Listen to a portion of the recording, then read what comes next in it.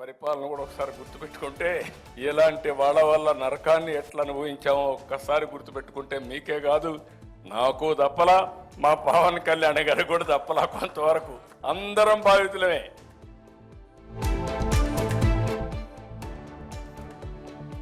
పంతొమ్మిది 24లో జరిగిన పరిపాలన కూడా ఒకసారి గుర్తుపెట్టుకుంటే ఆయన త్యాగం ఈ రోజున మనందరం కూర్చొని రోజున మన ఆంధ్రులు అని చెప్పుకుంటున్నాం. భారతదేశంలో ఒక బలమైన రాష్ట్రంగా ఏర్పడ్డామంటే అలాంటి మహానుభావుడి పాదాలకి నేను సాష్టాంగపడి పాదాభివందనాలు తెలియజేస్తున్నాను.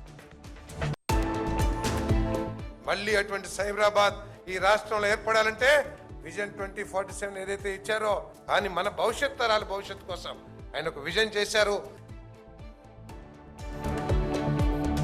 పార్లమెంటులో 1 నేషన్ 1 ఎలక్షన్ అన్నటువంటి బిల్లు వస్తుంది. 2027 ఎన్నికలకు మనం అందరం కూడా సిద్ధంగా ఉండాలి అన్నటువంటి విషయాన్ని నేను మీ అందరికీ కూడా తెలియజేసుకుంటా ఉన్నా.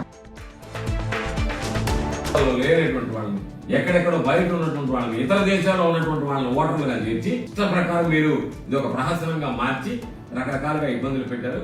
కాబట్టి దీన్ని ఎన్నికలు అంటారా ఏమంటారా అనేటువంటిది చంద్రబాబు నాయుడు సమాధానం చెప్పాల్సినటువంటి పరిస్థితి. ఎన్టీ రామారావు గారు కుమార్తెని మాట అన్నాడో ఆ రోజే మా పార్టీ కొడాలని వివరించారో చంద్రబాబు గారి మీద ఆ రోజే మా పార్టీ నాశనం అయిపోయింది. ఆఖరికి మనుషులకు తెలిసినటువంటి జగన్మోహన్ రెడ్డికి తెలియదు.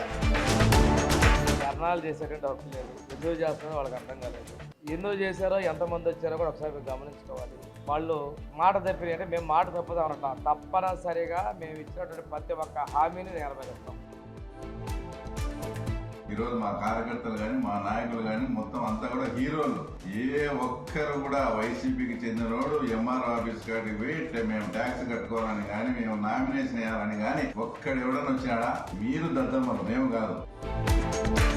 ఒక రెసిడెన్షియల్ బిల్డింగ్ నిర్మించలేకపోయారు. గత 5 సంవత్సరాల నుండి ఏం చేశారు వైఎస్ఆర్ ప్రభుత్వంలో? కనీసం ఒక్క రెసిడెన్షియల్ స్కూల్ కట్టించారా మీరు? ఎందుకు కట్టించలేకపోయారు? వైఎస్ఆర్ పాలనలో బీసీ ఎస్సీ ఎస్టీ హాస్టళ్ల సంక్షేమాన్ని గాలికి వదిలేసింది వైఎస్ఆర్ ప్రభుత్వం. కాంగ్రెస్ పార్టీ కేవలం డ్రామాలు చేయడానికే ఇక్కడ ఉన్నది. మరి ఒక్కరోజు పోయి ఏదో హంగామా చేసుకో మేమంతా పెడుతున్నామని చెప్పే ప్రయత్నం చేసిండ్రు.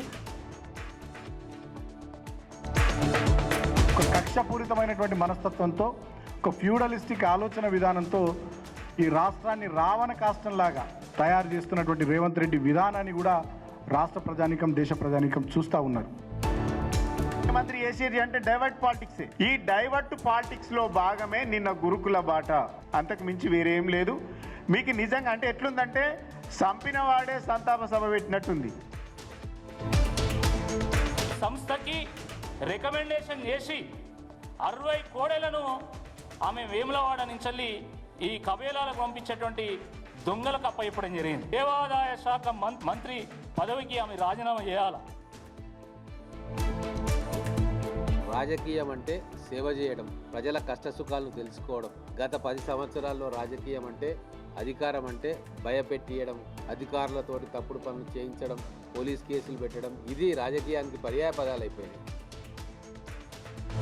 ఈ సంబంధాలు వేరు. హీరోతో ఉండే సంబంధాలు, సినీ పరిశ్రమలో ఉండబడే వాళ్ళతో సినీ పరిశ్రమలో ఉండే సంబంధాలు అది వేరు. మానవత్వం వేరు కదా. అక్కడికంటే రావాల్సింది ఇక్కడికే. ఇప్పటికైనా పెద్ద మనసు చేసుకొని ఇక్కడ రావాలని కోరుతున్నాను.